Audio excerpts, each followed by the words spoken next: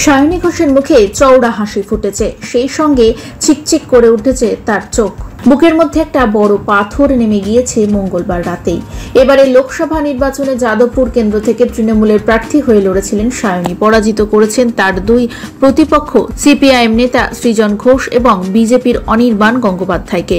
বিপুল ভোটে জয়ী হয়েছেন 31 বছর বয়সী এই তরুণী, যাকে 2021 সালে আসানসোল থেকে টিকিট দিয়েছিল তৃণমূল এবং সেখানে পরাজিত হয়ে ভয়ানকভাবে ভেঙে পড়েছিলেন টলিউড অভিনেত্রী। সেই ভেঙে পড়ায় যে জ্বলে ওঠা ছিল সায়নীর কাছে, সেটা আর বলার অপেক্ষা রাখে না। লোকসভা নির্বাচনী প্রচারে বেরিয়ে দিন রাত এক করে দিয়েছিলেন তিনি। জয়ের খবর পেতে না পেতেই ছুটে গিয়েছিলেন এলাকার কালী এবং শিব মন্দিরে। সেখানে গিয়ে প্রথমে ঈশ্বরের পায়ে মাথা ঠেকিয়েছিলেন সায়নী। তারপর বাড়িতে ফিরে পরিবারের সঙ্গে একটি সুন্দর ছবি পোস্ট করেছেন তিনি। সায়নীর বাড়িতে কে কে থাকেন? ফ্ল্যাটে নয়, 3 তলা বাড়িতেই থাকেন সায়নী।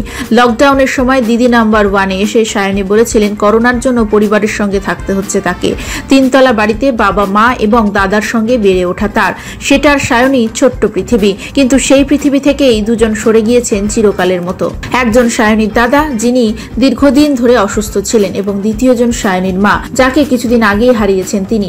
লোকসভা নির্বাচনে বিপুল ভোটে জয়ী হওয়ার পর একপাশে বাবা এবং একপাশে বাড়ির পরিচারিকা দুটি পোষ্যকে নিয়ে ছবি তুলেছেন সায়নী। কোলে দাদা এবং মায়ের ফটো দেখা যাচ্ছে সেই ছবিতে।